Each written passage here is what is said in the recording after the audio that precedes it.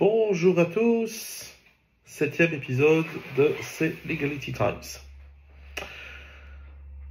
Au programme aujourd'hui, le b.a.-ba, la genèse, le passage obligé de toute personne investissant, mettant un pied ou faisant acquisition d'un quelconque intérêt en Espagne. Et vous ne pouvez pas faire l'impasse sur cette procédure, le numéro d'identification extranjeros. En réalité, c'est par là qu'on aurait dû commencer notre saga du dimanche, nom d'un chien. Que ce soit un contrat de travail, que ce soit l'acquisition d'un bien immobilier, que ce soit une installation pour une retraite, que ce soit le bénéfice d'un héritage, à tout moment, et je dis bien à tout moment, lorsque vous entretenez un lien avec l'Espagne, il vous faut, et même lorsque vous êtes ressortissant communautaire, il vous faut ce qu'on appelle un numéro d'identification d'étranger. Il faut savoir qu'en Espagne, vous avez un numéro de Documento Nacional de Identidad, un numéro de carte nationale d'identité, c'est le même numéro et c'est pour la vie. Autant le passeport, c'est pas toujours le même numéro, ça change au fur et à mesure qu'il est renouvelé. Il est même possible d'avoir deux passeports en Espagne. Alors ça vient du fait que les Espagnols qui vivent à Ceuta et à Melilla forcément se rendent par vocation régulièrement au Maroc. Et savoir que dans certains pays dont la politique migratoire est assez stricte et assez, on va dire, méfiante vis-à-vis des pays arabo-musulmans, vous avez un tampon pour un pays musulman, c'est inspection secondaire directe. États-Unis, Israël, Australie et autres. Donc en réalité, il est possible d'avoir deux passeports pour un pour chaque tampon, on va dire. Alors maintenant, Israël a inventé un système bien plus ingénieux, c'est-à-dire qu'on n'avait plus de tampons. Vous avez l'équivalent une ETA, l'équivalent de STA aux États-Unis, et on vous donne une petite vignette en arrivant à l'aéroport à Tel Aviv, et vous n'avez plus de tampons sur le passeport. Alors, le problème est réglé. Mais enfin, même encore, il est possible d'avoir deux passeports en Espagne. Le document d'identité, c'est un numéro et c'est pour la vie. Vous ne changez jamais de numéro de carte d'identité. Et tout se fait, tout est centralisé, y compris au niveau fiscal, tout est centralisé avec ce numéro de DNI, Documento Nacional de Identidad. Donc, les étrangers, par définition, qui ne sont pas des ressortissants espagnols, doivent acquérir un NIE, qui est l'équivalent du DNI pour les étrangers. Alors, comment est-ce qu'on l'obtient?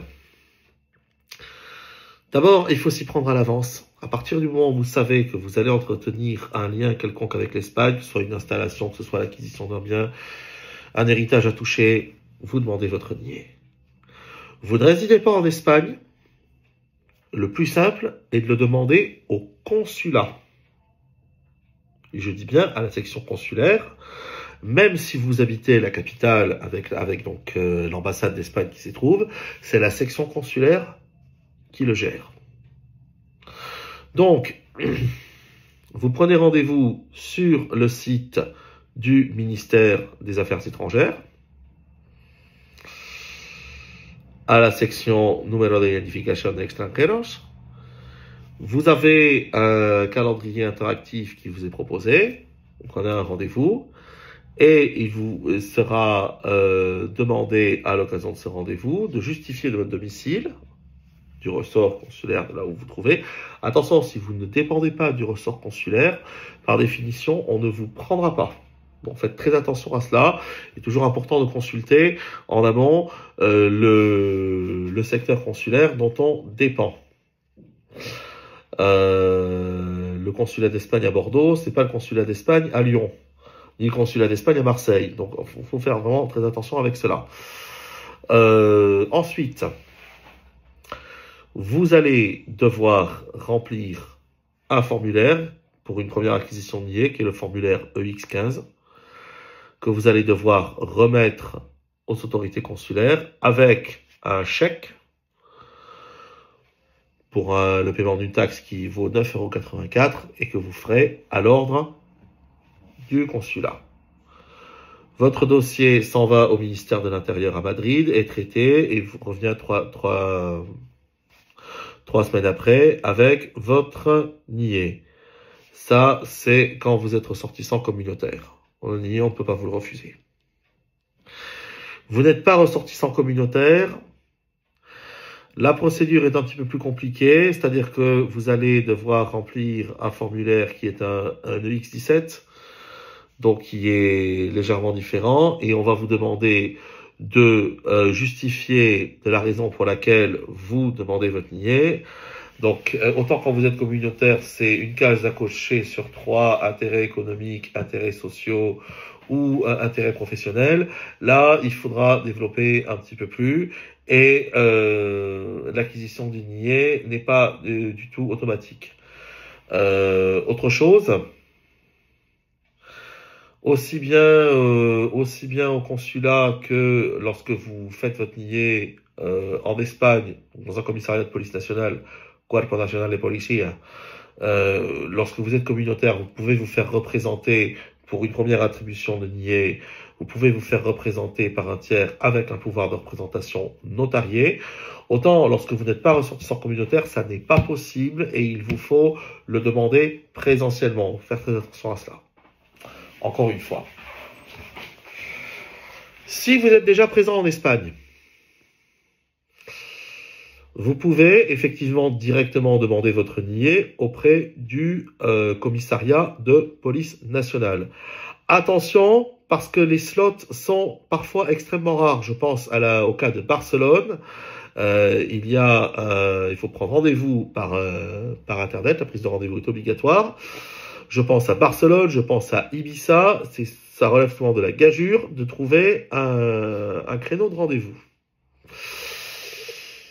Ici encore, respectez bien le critère situation de résidence, situation de séjour, parce que si vous êtes en situation de résidence, ça ne pose pas de problème, et si vous êtes en situation de séjour, le commissariat de police, en réalité, c'est laissé à la libre appréciation de l'officier de police qui traitera votre dossier, et c'est souvent sans bon vouloir, peut vous demander de recommencer la procédure à zéro et de le faire auprès du consulat. Bon.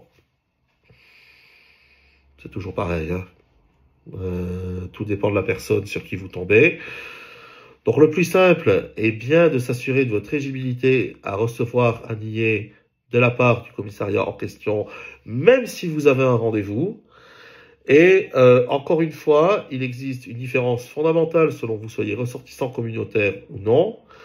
D'abord, par définition, si vous n'êtes pas ressortissant communautaire, vous êtes censé être entré en Espagne avec un passeport en cours de validité, donc avec un tampon sur le passeport, voire même, c'est même plus souvent le cas, avec un visa.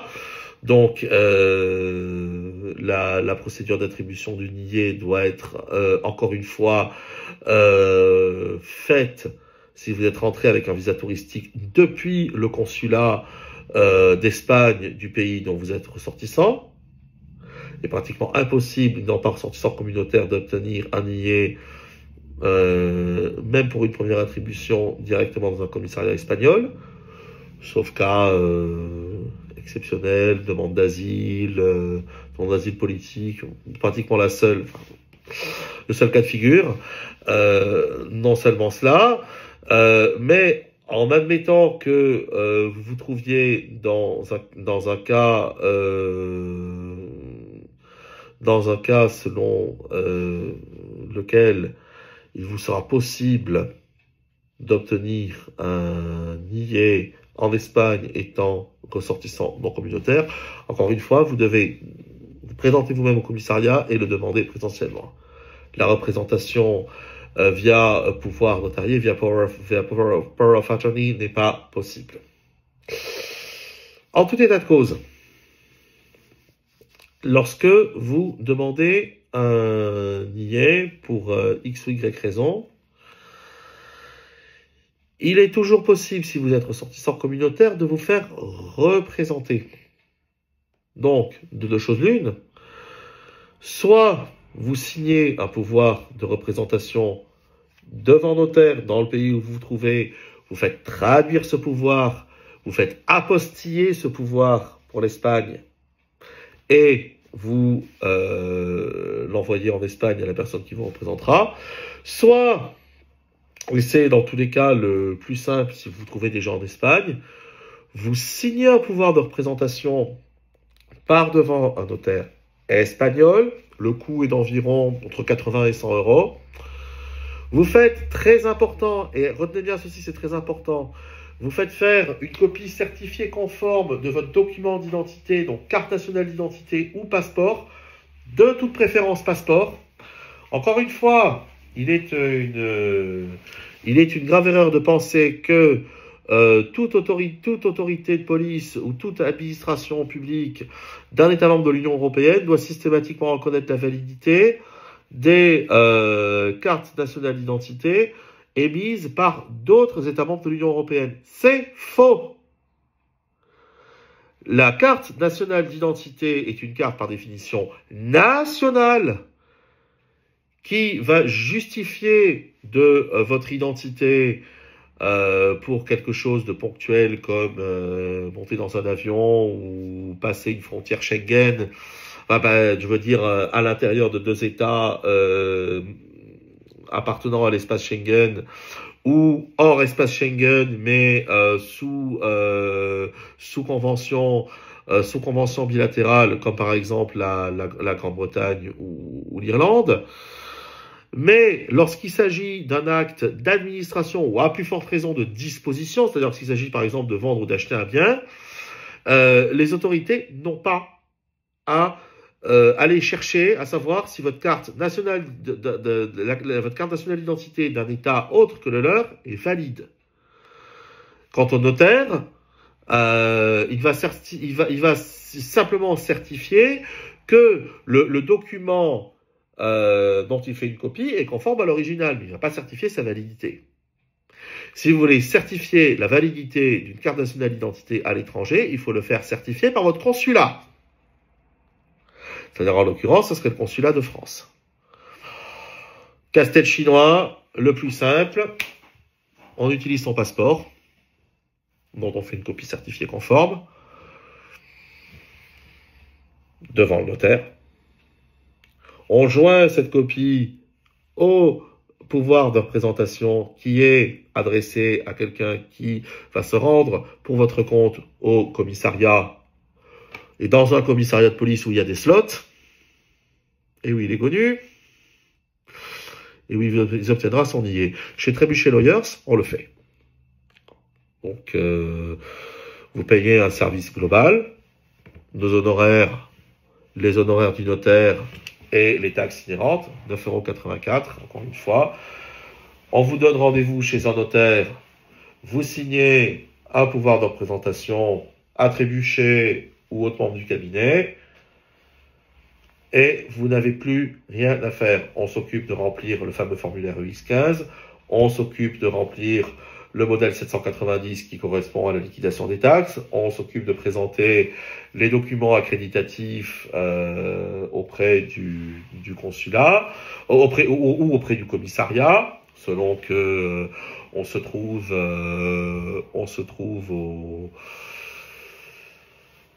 à l'intérieur des frontières espagnoles ou bien à l'étranger. Et sachez que Trébuchet Lawyers propose ce service également auprès des autorités consulaires, où vous pouvez, si vous êtes ressortissant communautaire, vous faire représenter, à condition de signer un pouvoir de représentation notarié valable en Espagne.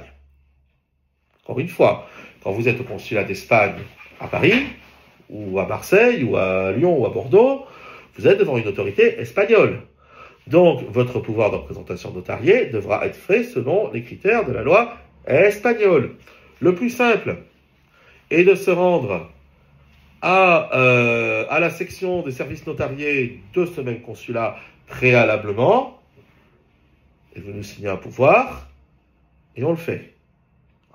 C'est-à-dire que le pouvoir de représentation, dans ces cas-là, vous le faites directement au consulat et ça évite tout le casse-tête chinois du pouvoir fait devant un notaire français qui devra être traduit, qui devra être apostillé, encore des frais et sur des frais par-dessus.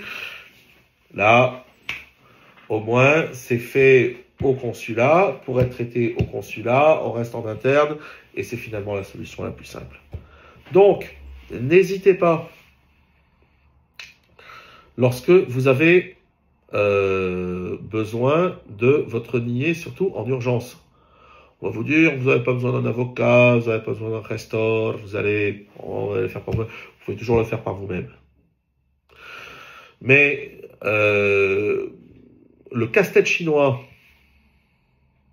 que représente la gestion du nier, que vous puissiez être représenté ou non, que vous soyez ressortissant communautaire ou non, vaut la peine de sous-traiter le service. Encore une fois, chez Trebuchet Lawyers, on le fait. Vous pouvez compter sur nous, on a un service de gestorie intégré. En général, le nier est obtenu dans le mois. Voilà. Donc, avant toute chose, avant de mettre un pied en Espagne, pensez que vous ne pourrez pas respirer sans le nier et prenez-vous-y à l'avance. Surtout, prenez-vous-y à l'avance parce que les rendez-vous, même lorsque c'est obtenu par notre canal, sont de plus en plus difficiles à obtenir.